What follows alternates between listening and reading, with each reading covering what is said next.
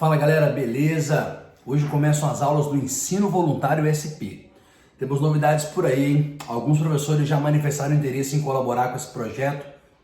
Fico muito feliz pela participação de todos que estão presentes e os que virão, e também pela participação de você que é aluno, que está se preparando para o seu vestibular. O assunto de hoje é matemática.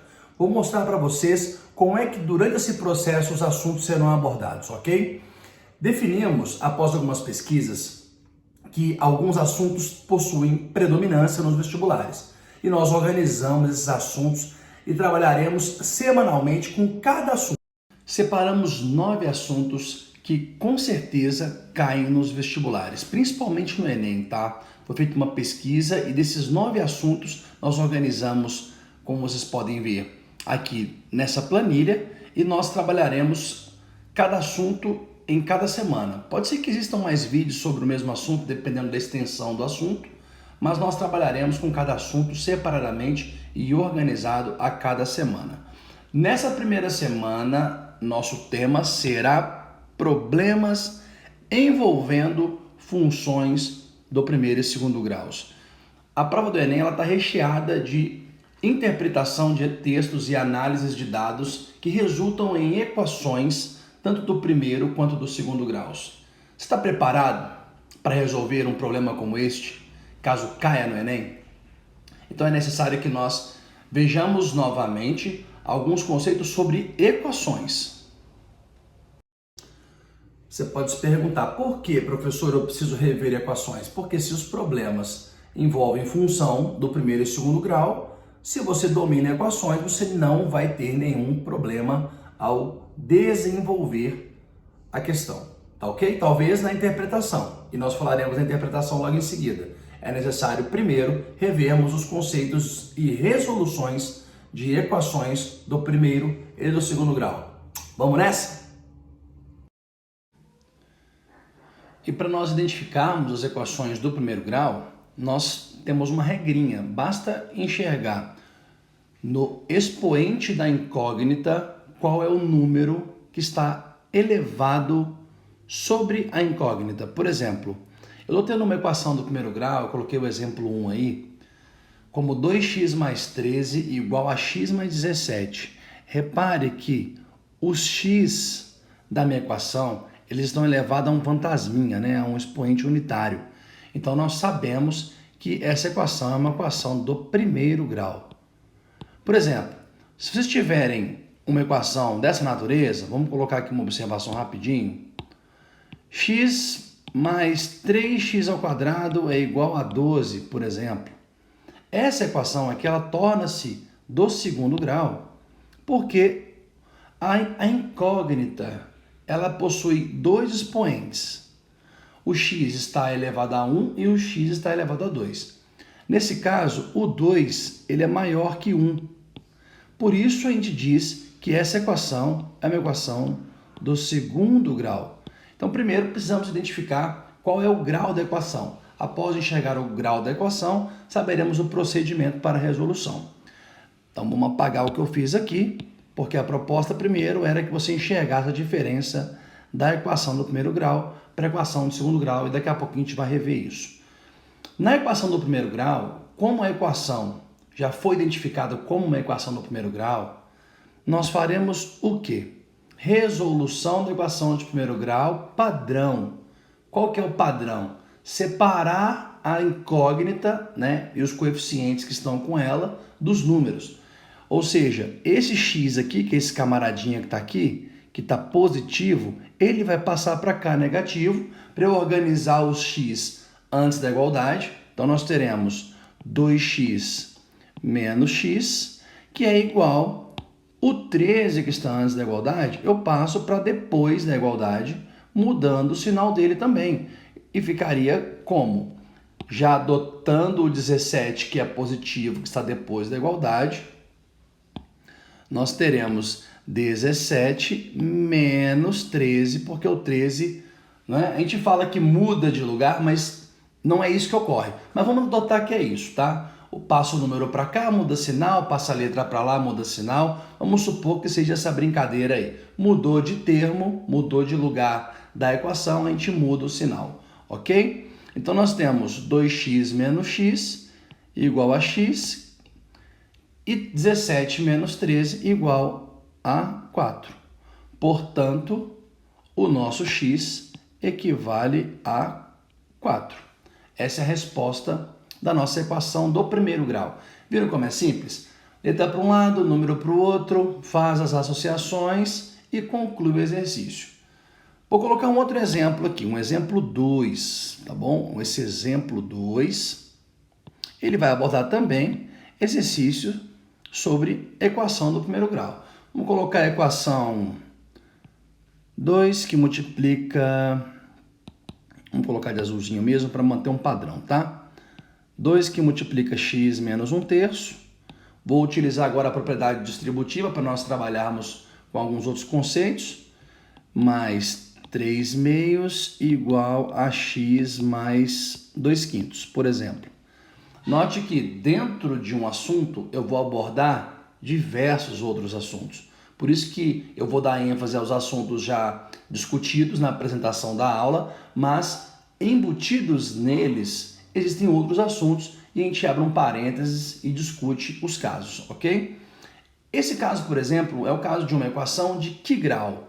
Opa, vou identificar aqui onde está o meu x, vou verificar os expoentes que estão sobre eles e vou saber qual que é o grau da minha equação. Essa equação também é uma equação no primeiro grau. O professor, eu posso então passar incógnita para um lado e número para o outro? Posso já separar? Não.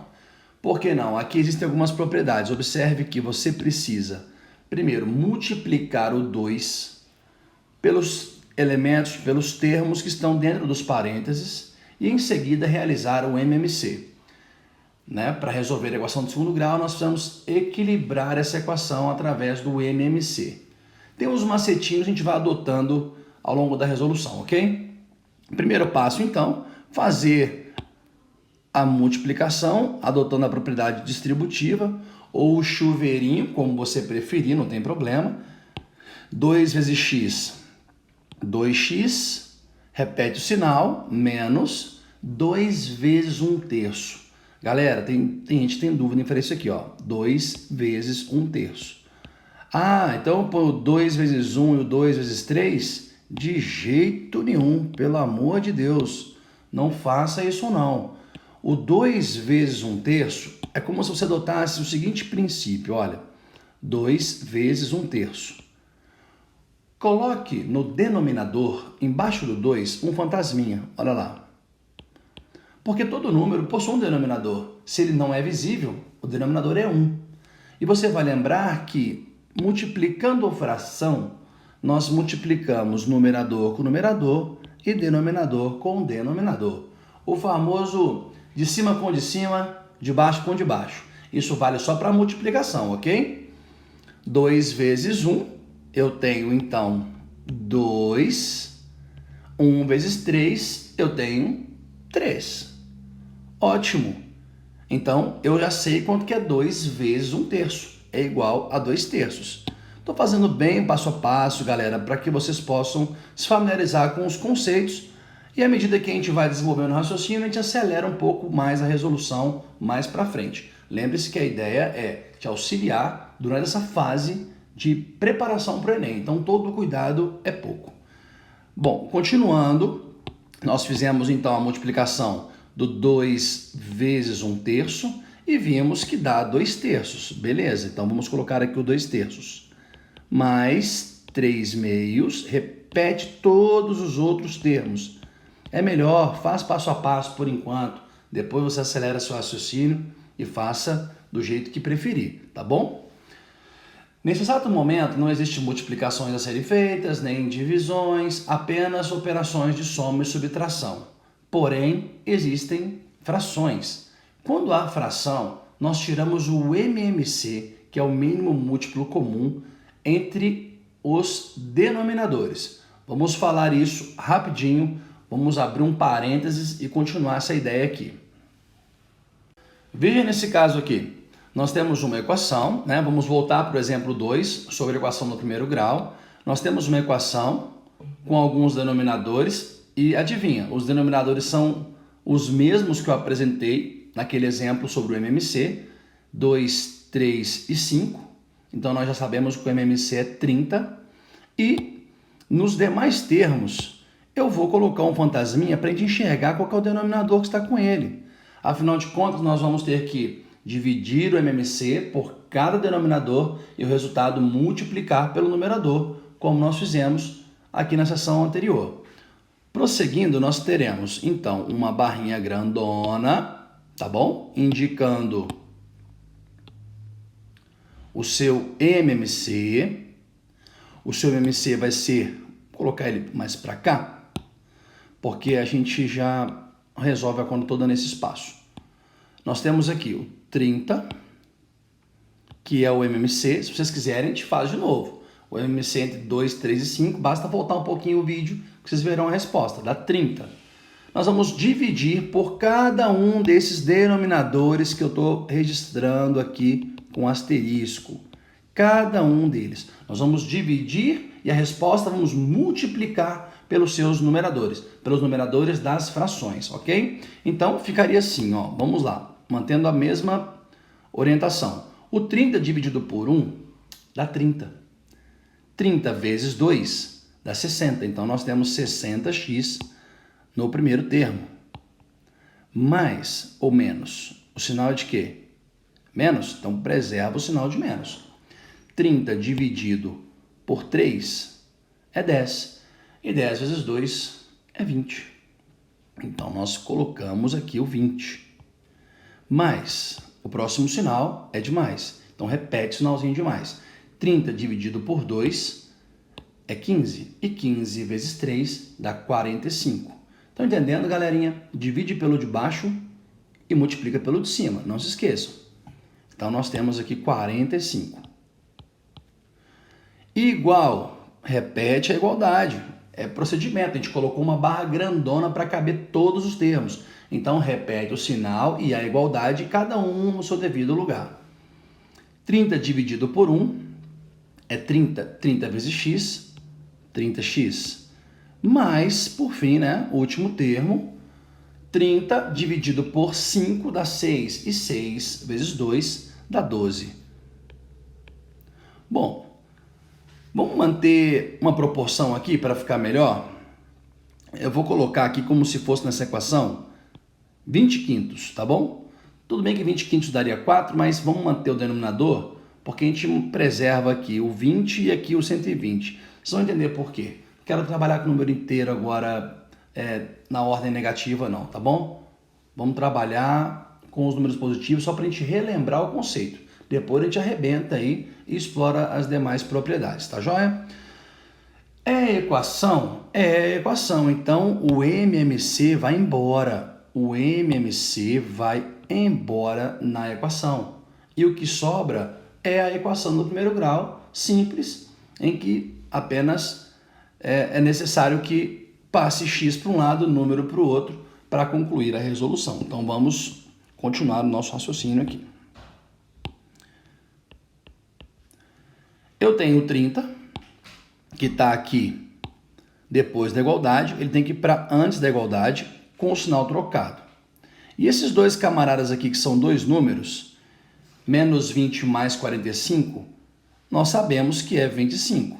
E é positiva a resposta, porque o maior número ele é positivo. Nós precisamos passá-lo para depois da igualdade. E isso vai tornar o número negativo. Continuando, nós temos 60x menos 30x. Por que menos 30x? Nós já passamos o 30x para antes da igualdade, olha. Então, ele veio com o sinal negativo, ele era positivo. Mas cadê o sinal dele, professor? Ele era positivo por quê? Porque todo número tem um sinal na frente dele. Quando não aparece o sinal é porque ele é positivo. Passamos o 30x para antes da igualdade, mudando o sinal dele. Não tem mais termos com x, então eu vou igualar, mantendo aqui a minha equação, né? Nós temos o mais 25 que estava aqui, que é resultado do menos 20 mais 45, ele passa para depois da igualdade, mudando o sinal. E isso vai ser igual, então, a 120 subtraído, por 25. Vocês entenderam por que eu não quis usar o 12? Porque eu coloquei aquele zero. Agora vamos lá. Ó, eu já tinha visto que o 2 aqui, ele, quando eu realizei o MMC, daria 12 de resposta. E quando eu fizesse 12 menos 25, daria menos 13. Aí talvez alguém falaria, mas menos 13 é negativo. Galera, e daí? É Enem. Então eu preferi colocar o 20, tá bom? Para que o número fosse maior para a subtração dar positiva. Mas poderíamos ter mantido o raciocínio inicial, daria menos 13, não teríamos nenhum problema em relação a isso e a conta ocorreria normalmente. Eu repetiria o menos 13 e continuaria desenvolvendo a conta. Mas, como eu já mudei, né, mantenho então a decisão de preservar o 20, depois o 120, faço a subtração do 120 menos 25. Vamos concluir esse exercício. Sabendo que 60x menos 30x é igual a 30x e que 120 menos 25 é igual a 95, x vai ser igual a 95 dividido por 30, porque o que multiplica passa para o outro lado dividindo, não é? É a operação inversa. Ambos são múltiplos de 5, então eu posso simplificar essa fração, concluindo que o valor de x é igual a 19 sextos. A prova do Enem está recheada de informações algébricas e quando se trata de equações do primeiro grau, a resolução ela é semelhante. Vamos agora apresentar algumas questões do Enem em que são abordadas as informações sobre equação do primeiro grau. Continue ligado.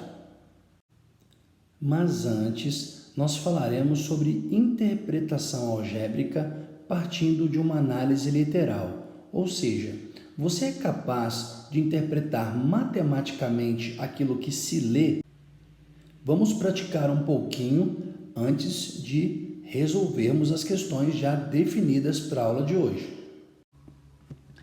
Nós temos, nesse caso, a interpretação algébrica, que é o que vai ser extraído das informações literais da questão. Às vezes ele fala assim, o dobro do número de funcionários de uma empresa, nós precisamos equacionar isso. O dobro de um número seria o quê? Seria para nós 2x. Precisamos nos familiarizar com a incógnita. Como o número você não conhece, o dobro de um número, como o número você desconhece esse número, ele se torna x. O dobro dele, 2x. O triplo dele, 3x. E assim por diante. Tem uma outra proposição aqui embaixo. A diferença entre o dobro de um número e sua terça parte. Galera, diferença é sinal de menos. Dobro de um número é 2x e a sua terça parte é x sobre 3. Então, nesse caso, nós temos a diferença entre o dobro de um número e a sua terça parte. Numa questão ele fala, a vazão de uma torneira é o dobro da outra, ou a diferença do dobro da vazão de uma torneira e sua terça parte é de 20 litros. Então, como é que você vai equacionar isso? Por isso que é importante fazer algumas interpretações algébricas partindo da leitura, das informações literais contidas no texto. Tem aqui também na descrição do vídeo uma lista de exercícios só de interpretação literal para vocês tentarem montar as equações. Porque depois que nós extraímos as informações dos textos, fica fácil resolver, tá bom? Outra informação, um número excede quer dizer mais, ele é mais que o outro. Então, veja bem, um número excede o triplo de outro número em 3 unidades. Primeiro eu digo que é um número, chama ele de x. Depois eu digo outro número, chama ele de y. Chama do que você quiser, mas não pode chamá-lo de x. Porque eu já disse que um número era x. Ele tem uma relação com outro número, então eu não posso usar a mesma letra, ok? Um número excede o triplo de outro número em 3 unidades. Então, um número x, ele excede, ou seja, ele equivale a algo que está em excesso em relação a outro número. Um número excede o triplo de outro número em 3 unidades. Ele excede o triplo de outro número em 3 unidades. Entenderam? Quando eu digo que um número excede, eu quero dizer que esse número é igual a outro mais alguma coisa. Então eu estou dizendo que ele excede, é o sinalzinho de um mais, o triplo de outro número, por isso eu coloquei aqui, ó, 3y em 3 unidades. Então eu coloquei o mais 3 para representar o quanto ele excede o outro número. Entendeu? Um número excede o triplo de outro número. Repara, x é o número. Ele excede mais o triplo de outro número, que é 3 vezes y, em 3 unidades. Deu para sacar? Vamos tentar dificultar um pouquinho. Olha a última proposição. A metade da diferença entre dois números diferentes é igual à terça parte de outro número também diferente. A palavrinha outro apareceu 2 vezes, daqui a pouquinho eu modifico, tá bom? Então vamos fazer a leitura passo a passo. A metade da diferença entre dois números, vamos fazer essa modificação agora aí, né? Vamos apagar esse camaradinho aqui, tá bom? Pronto. Beleza. Vamos lá.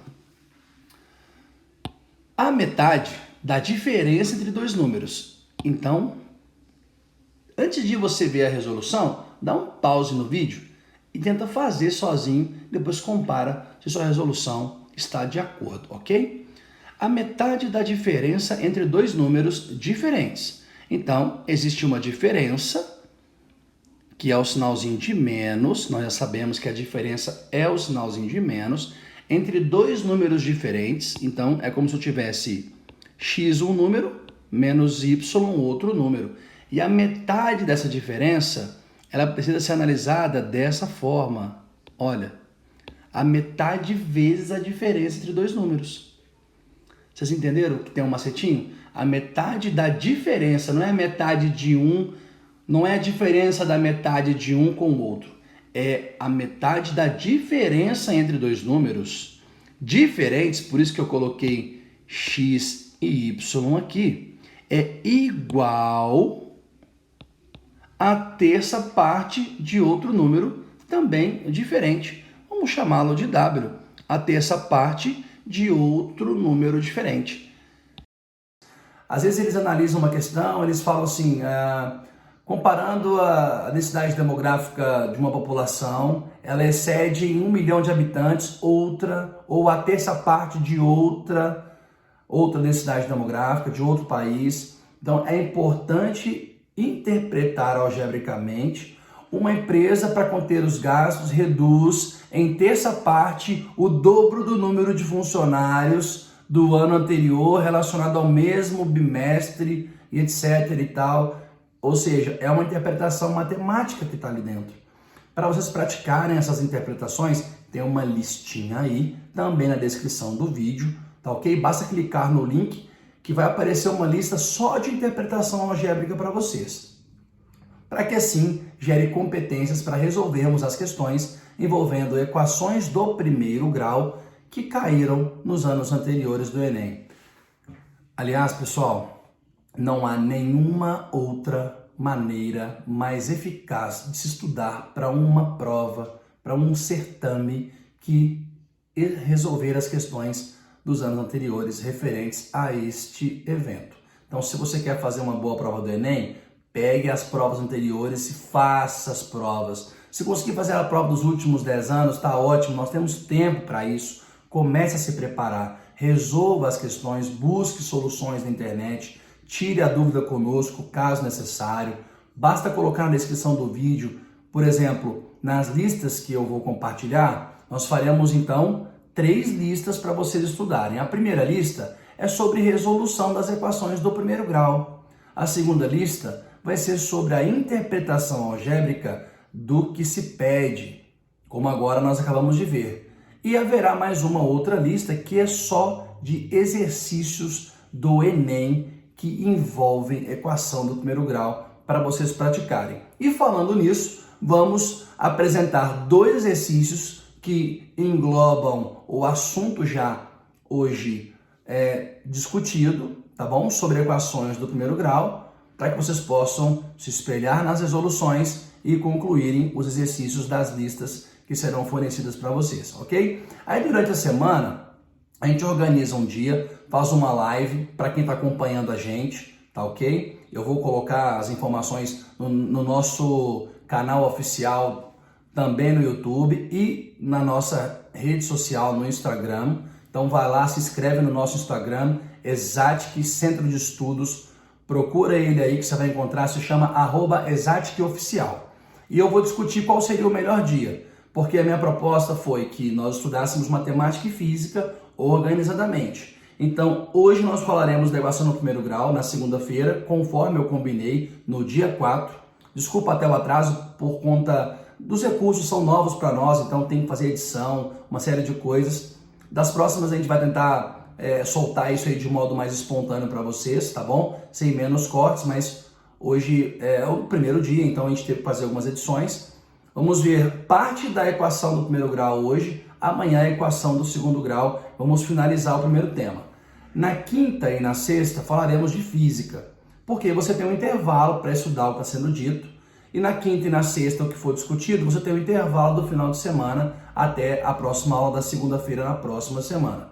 Então, na quarta-feira e no sábado, a gente faz uma live para, de repente, discutir as questões que possivelmente trouxe dúvida ou apareceu alguma dificuldade aí de resolução, tá bom? Então, na quarta-feira a gente faz a live de matemática e no sábado a gente faz uma live de física.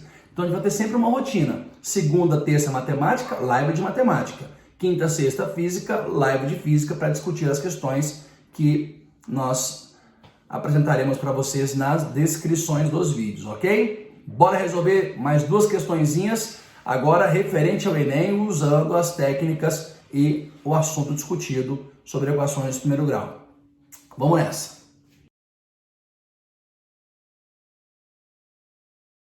Essa questão que resolveremos agora, ela caiu em 2011, é do Enem, da prova amarela, ela é a questão número 160, tá bom? No Enem de 2011. Estou colocando de 2011 para vocês entenderem que de lá para cá sempre tem questões envolvendo a equação do primeiro grau, função afim, né? A função do primeiro grau também é chamada de função afim. E a parte difícil é interpretar algebricamente aquilo que se lê. Então, como o objetivo dessa aula de hoje é fazer essa interpretação e resolver algumas questões envolvendo a equação do primeiro grau, nós vamos trabalhar em cima dessa questão, porque ela é muito interessante. Bom, dá um pause no vídeo rapidinho, dá uma lida na questão, que a gente já volta com a resolução. E aí, galera, leram? Bom, o que a gente pôde perceber? Nós percebemos que uma empresa cobra R$100.000 para cada quilômetro construído e ainda por cima cobra um valor fixo de R$350.000 para realizar a obra. A outra empresa, a empresa, vamos chamar de B, ela cobra R$120.000 por quilômetro construído e cobra também uma taxa fixa de R$150.000. Reparem que as duas empresas, isso cai também voltado para táxi, Uber, quilômetro. A cada quilômetro o taxista cobra 50 centavos mais uma taxa fixa de R$100, por exemplo.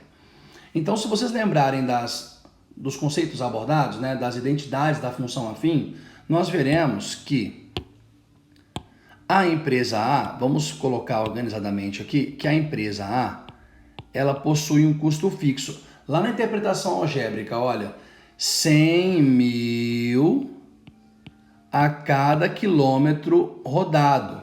Eu não sei quantos quilômetros são. Ele usou N, né? A cada quilômetro N construído, então vamos usar N. Além de tudo, mais 350 mil de gastos fixos. Então, esse aqui é o custo da empresa A. Vamos chamar de CA. A empresa B tem um outro custo. Olha o custo da empresa B. Ela diz que o custo dela para realizar essa obra é de 120 mil reais por cada quilômetro construído, ou seja, 120 mil vezes N, e ainda cobra uma taxa fixa, ou seja, um valor agregado, então nós vamos adicionar de 150 mil reais.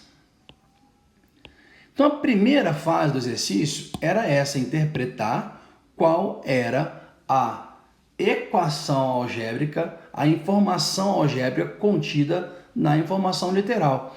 Ou seja, a empresa A ela cobra 350 mil mais o custo de 100 mil reais por cada quilômetro. Então, está aqui a informação. Ó. Ela cobra 350 mil reais mais 100 mil reais vezes a quantidade de quilômetros. A empresa B ela cobra 150 mil reais de valor fixo mais 120 mil reais por cada quilômetro. Galera, continuando a leitura, vocês perceberão que ele pede simplesmente o seguinte. Vamos aqui, ó. Aqui está a perguntinha do problema. Ele pergunta para vocês, do ponto de vista econômico, qual a equação possibilitaria encontrar a extensão da rodovia que tornaria indiferente para a prefeitura escolher qualquer uma das propostas apresentadas? Pessoal, ele está dizendo que do ponto de vista econômico, o que quer dizer ponto de vista econômico? Você quer gastar menos, certo? Ele quer que você encontre a extensão da rodovia que tornaria indiferente para a prefeitura escolher qualquer uma das propostas apresentadas. Ou seja, dá uma olhadinha nisso aqui, ó. Quando ele fala extensão da rodovia, ele está falando de quem? Do N. Ele está falando aqui de N. Ele quer que você encontre uma maneira de representar uma equação, né, uma igualdade, para que ambas possuam uma mesma extensão e que cobrem o mesmo valor, para que seja irrelevante a discussão de qual empresa vai realizar a obra. Isso quer dizer o seguinte, em outras palavras, ele quer saber para que valor de N eu tenho o custo A igual ao custo B. Para que extensão o custo da empresa A vai ser igual ao custo da empresa B. Vamos igualar essas duas equações. Então nós vamos ter aí a equação amarelinha, né? 100 mil N. Partindo então dessa igualdade, onde se iguala o custo para determinada extensão N, né, dessa reforma que seria realizada numa determinada cidade, nós temos aqui uma equação. E vocês vão perceber que essa equação ela não aparece em nenhuma das alternativas. Já de fato deveria ser a resposta. Por quê? Do ponto de vista econômico, vamos olhar lá o que ele está dizendo? Do ponto de vista econômico, qual a equação possibilitaria encontrar a extensão N da rodovia que se tornaria indiferente para a prefeitura escolher qualquer uma das propostas apresentadas? Ou seja, essa já é a equação, porém ela deve estar reescrita de modo diferente dentre as alternativas. E você precisa encontrar onde ela se encontra. Uma dica interessante é você lembrar da proporcionalidade dentro da aritmética, que você pode multiplicar todos os termos, né, de uma equação que se mantém e preserva a igualdade. Ou você pode simplesmente usar o macetinho que a gente brinca e fala com os alunos, né? Vai cancelando tudo aí. Tá bom. Então vamos dividir todos os termos por 10, por exemplo. Se eu divido todos os termos por 10, é como se eu eliminasse um zerinho, não é verdade? Quando eu divido por 10, vamos fazer um adendo aqui, ó. Quando eu pego, por exemplo, 250 e divido por 10, é como se eu simplificasse um zerinho, não é verdade? Então, eu estou multiplicando por 10, eu acrescento o zero. Se eu divido por 10, eu retiro o zero. Quando eu decidi dividir todos esses termos aqui por 10, nós encontramos na resposta o seguinte: 10.000N mais 35.000, que é igual a 12.000N mais 15.000. Olhando para as alternativas, ainda é impossível descobrir a resposta. Bom, vamos dividir novamente por 10, é uma hipótese. Ou vamos dividir direto por 100. Dividindo direto por 100, por que por 100? Porque eu estou vendo aqui, por exemplo, todos têm 2 zeros que podem ser eliminados. Ou eu poderia dividir por 1.000, porque eu sei que todos têm 3 zeros que poderiam ser eliminados. Porém, se você dividisse por 1.000, você veria que não encontraria a resposta. Por isso que eu estou sugerindo que nós já façamos a divisão por 100 para poupar, né, para ganharmos tempo, porque dessa forma nós teríamos dividido por 100, tiro 2 zeros desse termo, tiro 2 zeros desse termo, tiro 2 zeros desse termo, tiro 2 zeros desse termo, encontro a equação 100n mais 350, que é igual a 1.200n mais 150. E isso me permite comparar e enxergar que a letra A é a alternativa correta, pois ela é a equação desejada, que me permite verificar custos iguais para ambas as empresas poderem ser escolhidas sem distinção, que possam realizar para um valor de N qualquer. Se ele quisesse, determine qual é a extensão dessa pista, né, ou dessa rodovia, me desculpe, que validaria essa equivalência. Aí você faz o quê? Descobre o valor de N dessa equação. Como? Passa N para cá, muda o sinal. Passa número para lá, muda o sinal. Resolve, blá, blá, blá, como a gente já determinou nos vídeos anteriores, né, nas resoluções anteriores. E você encontra o valor de N. Só que o Enem pode ver que é uma aplicação direta. Ele só quer saber o seguinte: você é capaz de equacionar essas informações para mim? Ou seja, você é capaz de lidar com informações literais, interpretá-las de modo algébrico? Pronto. Encontrou a equação, simplificou, matou o exercício, obrigado e tchau, foi pro abraço. Certo? Beleza? Vamos falar de uma outra questão agora, envolvendo também o mesmo assunto abordado na aula de hoje. Beleza, galera, vamos para a próxima questão, Enem de 2010. Nós percebemos, então, que todo ano tem questão que envolve assuntos relacionados à equação no primeiro grau. Estou trazendo agora uma de 2010. Na lista, aqui na descrição do vídeo, vai ter questão de 2012, 13, 16, 18, até mesmo de 2019 para vocês praticarem, que eventualmente discutiremos nas lives de quarta-feira sobre matemática.